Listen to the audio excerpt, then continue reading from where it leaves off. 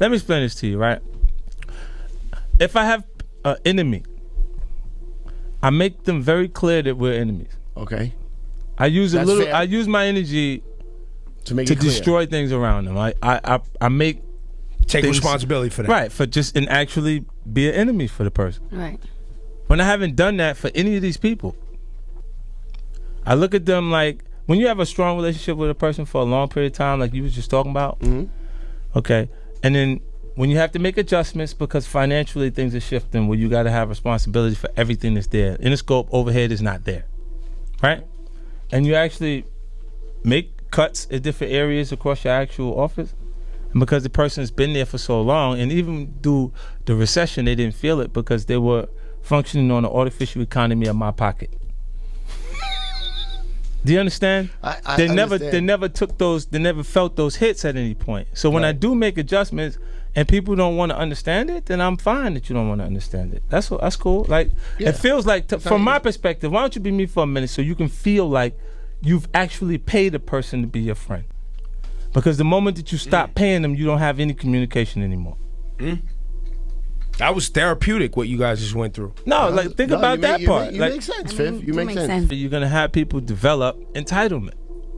That's true. If they don't acquire any new information, all they're gonna do is look at you and say, "You still well off. You still have everything. Why not? It's your fault." If we can't find anyone else to blame it on you because but at a certain point, you got to look around yourself and go, wait a minute.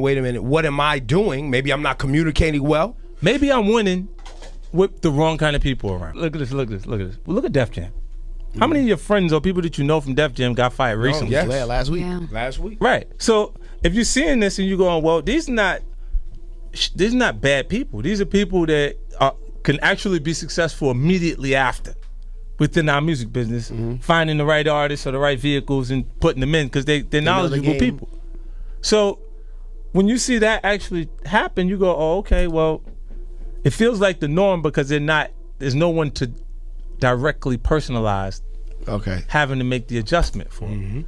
So every in your time, case, since you're the head, the figure, in charge, it gets directed towards you. right, it, directly to me. Forget the business. But as it should, sir. Right, but no, look, if it did, then who do you direct it towards when it happens at Def Jam? No one. It's fine. The system did it.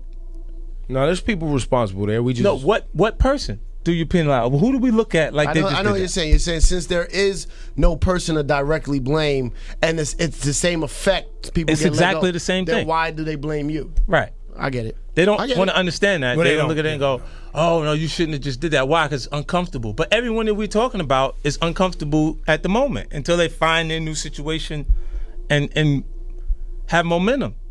So, like, because it wasn't planned for it to actually happen, unless they had a side gig, something that they would totally just move off of that and focus on that. You can't buy loyalty. I'm Prophet Muscle.